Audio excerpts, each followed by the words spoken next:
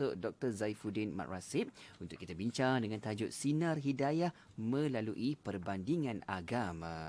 Alhamdulillah, dan kita dah mengetahui tentang ilmu perbandingan agama ini bukan ilmu baru dari zaman Rasulullah sallallahu alaihi wasallam lagi, Dah ada dan dah. alhamdulillah kita di negara Malaysia ini yang kita merupakan multiracial, multi-religious country. Mungkin kita nak tahu lah juga, Datuk, bagaimana dengan ilmu perbandingan agama ini dapat keharmonian hidup dalam masyarakat kita di sini. Bagaimana? Ya, terima kasih DJ Mona, DJ Syafiq. Negara kita adalah negara multiracial dan juga multi-religious country. Ada berbilang bangsa, ada bilang agama. Bagaimana ilmu perbandingan agama ini dapat memupuk keharmonian di antara penduduk yang ada di negara kita. Apabila kita sebutkan keharmonian ini, bukan berarti hari ini kami sembah Tuhan kamu, hari esok kita sembah Tuhan kami. Bukan itu. Seperti mana yang ditawarkan oleh orang Arab pada Nabi Muhammad SAW. Di mana Al-Quran menjelaskan, Inna dina indallahil Islam. Agama yang benar adalah agama Islam. Al-Islam ya'lu wa la yu'la alaih. Islam itu adalah agama yang tinggi. Tiada yang lebih tinggi pada itu. Cumanya, apa yang saya jelaskan untuk kita memupuk keharmonian ini ialah ada beberapa perkara yang kita boleh bekerjasama dengan agama-agama lain. Dalam bidang akidah, Allah SWT jelaskan bahawa tidak ada paksaan seorang untuk menerima agama Islam. Kita wajib sampaikan dakwah pada mereka, tapi terpulang pada mereka untuk menerima Islam ataupun tidak. Ya? La ikraha fid din, tidak ada paksaan untuk mereka menerima Islam. Namun demikian, tanggungjawab kita untuk menyampaikan kebenaran. Dalam masa yang sama, ada beberapa perkara yang kita boleh bekerja sama di antara agama ini. Contohnya, DJ Syafiq, DJ Mona, kita ada masalah sosial yang kita hadapi bersama. Ambil contoh, masalah LGBT. Ambil contoh. Ini masalah sosial. Yang kita boleh bekerjasama dalam semua agama. Islam mengharamkan untuk seorang itu lelaki-lelaki berperwatakan seperti mana wanita. Demikian juga satu benda yang mungkin ramai yang tidak mengetahui. Dalam Bible juga sendiri ada menyatakan bahawa larangan untuk melakukan hubungan sesama lelaki dan sama wanita. Mungkin boleh rujuk dalam Leviticus chapter yang ke-18 ayat 22 hingga ayat 23, di mana Bible ada menjelaskan bahawa no man is to have sexual relation with another man. Seorang lelaki tidak boleh melakukan hubungan intim bersama dengan lelaki yang lain. Demikian juga dalam Leviticus chapter yang ke-20 ayat 12 hingga ayat 14. Di mana Bible secara jelas menyatakan bahawa if a man has sexual relation with another man, they have done a disgusting thing. Sekiranya ada mana lelaki yang melakukan hubungan intercourse sesama lelaki lain, ataupun setengah terjemahan sebutkan homoseksual dengan lelaki lain, mereka telah melakukan perbuatan yang terkutuk. Both of them shall be put to death. Dan kedua-duanya perlu jatuhkan hukum bunuh. Saya nak gambarkan bahawa perkara yang sama ada dalam kitab Bible, ada dalam Al-Quran. Berarti dalam hal ni kita boleh bekerjasama untuk mengatasi masalah LGBT. Demikian juga dalam negara kita yang heboh sekarang ni, banyak aksiden yang berlaku disebabkan orang mabuk ketika memandu, kan? Ya, dalam Al-Quran sejelas banyak hadis dan juga Al-Quran yang mengharamkan tentang minum arak. Tapi tahukah tuan-tuan, puan-puan sidang pendengar sekalian, bahawa dalam Bible terdapat banyak ayat yang menyatakan bahawa arak adalah haram, tak boleh diminum. Mungkin kita boleh rujuk dalam Bible, dalam Leviticus chapter yang ke-10, ayat yang ke-8 hingga ayat yang ke-11. Ayat yang ke-9 secara terang dijelaskan, kamu dihalang untuk minum wine atau beer. Dalam Judge chapter yang ke-13 ayat 4 hingga ayat 14. Ayat yang keempat, saya secara terang dijelaskan, take care not to drink any wine or beer or eat any forbidden food. Ambil beratlah, wahai Bani Israel, janganlah kamu minum wine ataupun beer ataupun makan benda yang diharamkan oleh Tuhan. So pada sini jelas bahawa Bible menyatakan bahawa arak adalah diharamkan. Jadi bagaimana untuk kita mengatasi masalah ini?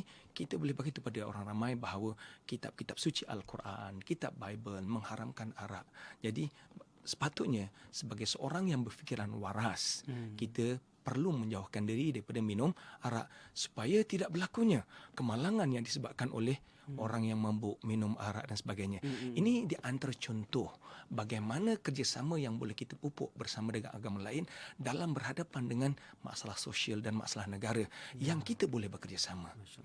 Ya, mungkin kalau ada soalan yang lain boleh kita jawab di Syafiq. Betul, kita juga mendapat soalan di talian WhatsApp konti kita 01129004 Ada yang bertanya pendapat nak tanya pendapat Datuk. Okey. Saya pernah terbaca suatu ketika Umar radhiyallahu anhu pernah cuba untuk membaca kitab Taurat, tetapi Nabi SAW melarang beliau. Jika ia benar, apakah implikasi perkara ini terhadap usaha-usaha dalam bidang perbandingan agama? Terkadang ada risau juga ia memurtadkan umat Islam itu sendiri. Pendapat Datuk? Okey. Untuk makluman, hadis ini adalah hadis sahih. Daripada awal dakwah Islam, ketika mana wahyu sedang turun, umat Islam disibukkan dengan Al-Quran. Sayyidina Umar membawa kitab Taurat pada Nabi Muhammad SAW. Ketika itu merah padma muka Rasulullah SAW. Ketika mana Umar membacakan pada Nabi kitab Taurat. Dan Rasulullah SAW menegah Umar untuk membaca kitab Taurat. Bahkan Rasulullah SAW mengatakan, "Lau kana Musa hayyan lama wasi'ahu illa an yattabi'ani." Kalaulah Musa masih hidup ketika ini, nasya dia tiada jalan yang lain melainkan dia akan ikut aku, iaitu ikut ajaran Al-Quran. Dalam menafsirkan hadis ini, ramai para ulama menyatakan bahawa ini adalah peringkat awal dakwah Islam.